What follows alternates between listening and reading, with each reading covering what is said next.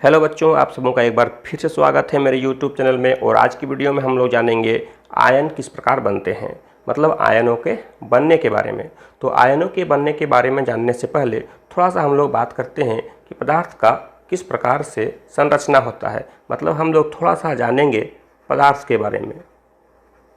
ये जो पदार्थ होता है, कोई भी पदार्थ हो, वह छोटे छोटे कणों से मिलकर बना होता है, जिसे हम लोग यौगिक कहते हैं। और ये जो यौगिक है यह उससे भी छोटे छोटे कणों से मिलकर बना होता है, जिसे हम लोग अणु कहते हैं। और अणु उससे भी छोटे छोटे कणों से मिलकर बना होता है, जिससे हम लोग परमाणु कहते हैं। और इस परमाणु में इलेक्ट्रॉन, प्रोटॉन और न्यूट्रॉन होते हैं। मतलब इलेक्ट्रॉन, प्रोटॉन और न्यूट्रॉन को ही हम लोग मौलिक कण कह सकते हैं। अब देखिए होता क्या है कि कोई भी परमाणु हो, कोई भी परमाणु का हम नाम लेते हैं, सोडियम हो, पोटेशियम हो, कैल्शियम हो, कोई भी परमाणु हो, तो कोई भी परमाणु अगर है तो वह चाहता है कि वह अपने जो सबसे निकटतम अक्रिय गैस है उसके जैसा संरचना प्राप्त करे। जैसे अगर हम लोग बात करते हैं, एक हम लोग एग्जाम्पल लेते हैं सोडियम। आप सभी जानते होंगे सोडियम का जो संकेत होता है वह Na होता है, और इसका जो परमाणु संख्या होता है, एटॉमिक नंबर होता है, वह 11 होता है। अगर हम लोग इसका इलेक्ट्रॉनिक विन्यास लिखें तो हम लोग लिख सकते हैं 2, 8, 1। मतलब पहली कक्षा में 2 इलेक्ट्रॉन, दूसरी कक्षा में 8 इलेक्ट्रॉन और तीसरी कक्षा में 1 इलेक्ट्रॉन। इस तरह से अगर हम दूसरा लेते हैं एग्जाम्पल मैग्नीशियम का, तो मैग्नीशियम का परमाणु संख्या होता है 12। इसका जो इलेक्ट्रॉनिक विन्यास है वह 2, 8, 2 है। मतलब पहली कक्षा में 2 इलेक्ट्रॉन, दूसरी कक्षा में 8 इलेक्ट्रॉन और तीसरी कक्षा में फिर से 2 इलेक्ट्रॉन। अब देखिए इसी तरह से अगर हम लोग एल्युमिनियम की बात करते हैं तो एल्युमिनियम का होता है परमाणु संख्या 13। पहला कक्षा 2 इलेक्ट्रॉन, दूसरी कक्षा 8 इलेक्ट्रॉन और तीसरी कक्षा 3 इलेक्ट्रॉन। अगर हम लोग थोड़ा इस तरह से आगे बढ़ते जाते हैं और थोड़ा सा हम बात करते हैं क्लोरीन के बारे में, तो क्लोरीन का जो परमाणु संख्या होता है वह होता है 17। पहली कक्षा में 2 इलेक्ट्रॉन, दूसरी कक्षा में 8 इलेक्ट्रॉन और तीसरी कक्षा में 7 इलेक्ट्रॉन। इसके बाद हमारा होता है आर्गन। आर्गन का परमाणु संख्या होता है 18। इलेक्ट्रॉनिक विन्यास की अगर हम बात करते हैं तो 2, 8, 8। तो इस तरह से हो गया। अब सोडियम से जस्ट पहले जो अक्रिय गैस होता है और नियॉन, उसका परमाणु संख्या होता है 10 और इलेक्ट्रॉनिक विन्यास से 2 और 8। अब यहाँ पर देखिए, यहीं पर सारा चीज़ है, यहीं पर सारा कुछ समझना है कि कोई भी तत्व जो है वह अपने निकटतम अक्रिय गैस की जैसे संरचना चाहता है। अब देखिए यहाँ पर सोडियम है और सोडियम के सबसे सामने जो अक्रिय गैस है वह नियॉन है। अगर आप कहेंगे आर्गन, तो आर्गन सोडियम से बहुत दूर है। तो सोडियम जब भी संरचना बनाना चाहेगा तो वह चाहेगा नियॉन के जैसा उसका भी संरचना हो जाए और यह भी अस्थिर हो जाए, यह भी स्टेबल हो जाए।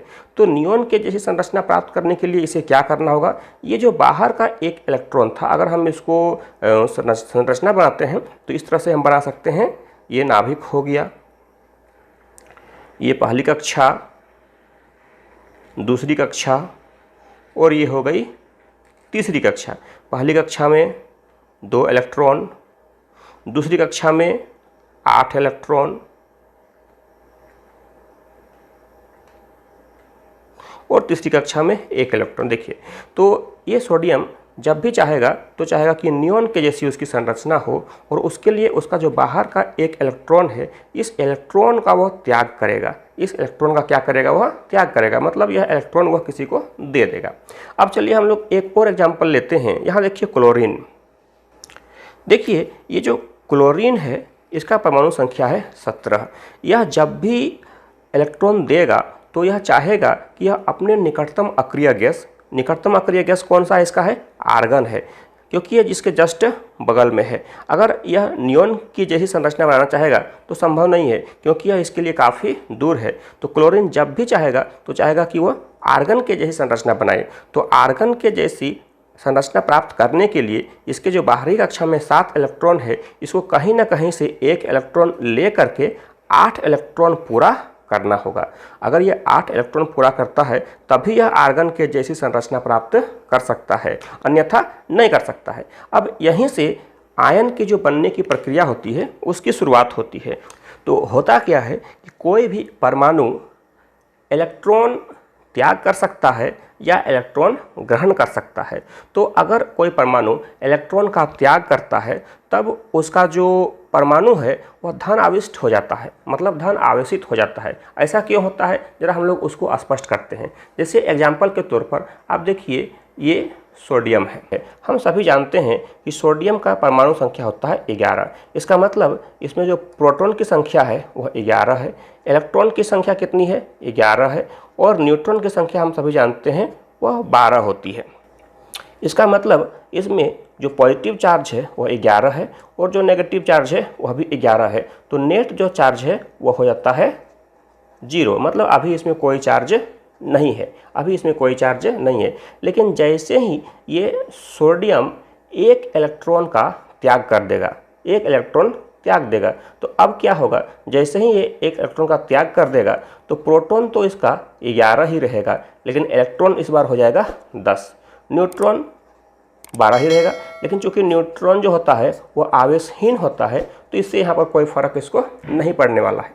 अब देखिए क्या होगा, ये प्रोटॉन पॉजिटिव होता है तो पॉजिटिव हो जाएगा 11 और नेगेटिव जो है वो हो जाएगा 10। इसका मतलब एक पॉजिटिव इसमें बढ़ जाएगा, नेट जो चार्ज होगा, नेट आवेश होगा, जो शुद्ध आवेश होगा वो इसमें एक प्लस चार्ज आ जाएगा।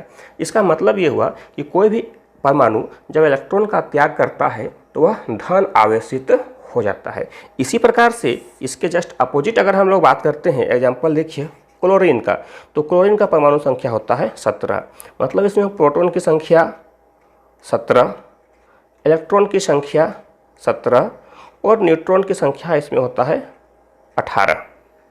तो अब यहाँ पर देखिए, इसकी अगर हम बात करते हैं तो सामान्य अवस्था में जितना पॉजिटिव है उतना ही नेगेटिव है, तो नेट आवेश 0 है। लेकिन जैसे ही यह इलेक्ट्रॉन कहीं बाहर से एक लेकिन जैसे ही यह क्लोरीन कहीं बाहर से एक इलेक्ट्रॉन ले लेगा तो क्या होगा, प्रोटॉन तो इसके पास जितना था उतना ही रहेगा, मतलब 17 ही रहेगा, लेकिन इलेक्ट्रॉन क्या हो जाएगा, 18 हो जाएगा, 17 से एक बढ़ गया। तो जैसे ही बढ़ जाएगा, मतलब पॉजिटिव चार्ज 17 है, नेगेटिव चार्ज 18 है, तो एक नेगेटिव चार्ज इसमें एक्स्ट्रा आ जाएगा, मतलब यह जो परमाणु था यह ऋण आवेशित हो जाएगा। इसका मतलब क्या हुआ, इसका मतलब हुआ कि जब कोई परमाणु कहीं से इलेक्ट्रॉन लेता है तो वह ऋण आवेशित हो जाता है।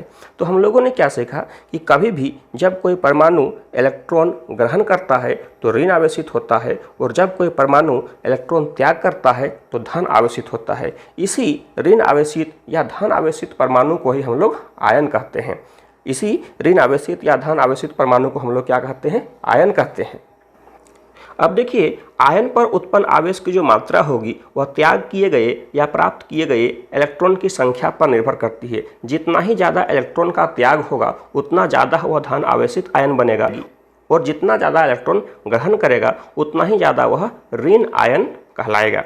ठीक है, अब यहाँ पर हम लोगों ने क्या सीखा कि आयन किस प्रकार से बनते हैं। अब देखिए, इसी के आधार पर हम बोल सकते हैं कि आयन 2 प्रकार के होते हैं, ऋण आयन जिसे हम लोग एनायन भी कहते हैं, और धन आयन जिसे हम लोग कैटायन भी कहते हैं। तो ऋण आयन कब बनता है, तो जब कोई परमाणु इलेक्ट्रॉन ग्रहण करता है तब वह ऋण आयन बनाता है, और जब कोई परमाणु इलेक्ट्रॉन का त्याग करता है तब वह धन आयन बनाता है।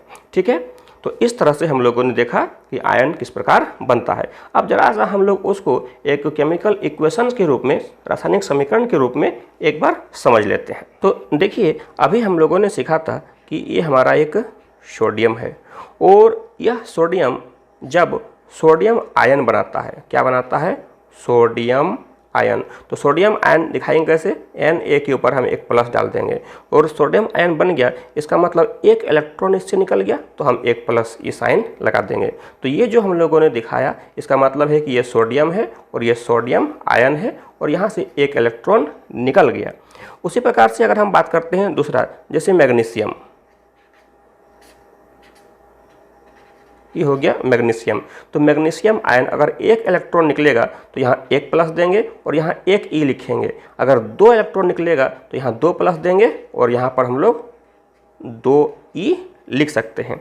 तो इस तरह से हमारा आयन का फॉर्मेशन हुआ। उसी प्रकार से अगर हम लोग क्लोरीन की बात करते हैं तो क्लोरीन क्या होता है, वह तो इलेक्ट्रॉन ग्रहण करता है, तो क्लोरीन माइनस बनाएगा। अब यहाँ देखिए क्लोरीन माइनस बनाने के लिए इसको कहीं ना कहीं से इलेक्ट्रॉन चाहिए, तो इसका मतलब हम यहाँ पर लिखेंगे प्लस ई। ये क्लोरीन है, ये इलेक्ट्रॉन है और बन गया क्लोरीन आयन। तो इस तरह से आयन का फॉर्मेशन होता है। अब आज की वीडियो में इतना ही। अगले वीडियो में हम लोग बात करेंगे आयन की विशेषताओं के बारे में कि आयन की कौन कौन सी विशेषताएं होती है। उम्मीद करता हूँ ये वीडियो आपको अच्छी लगी होगी। अच्छी लगे तो लाइक करें और इसी प्रकार की वीडियो पाने के लिए मेरे चैनल को फटाफट सब्सक्राइब करें। Thank you. फिर मिलते हैं अगले वीडियो में।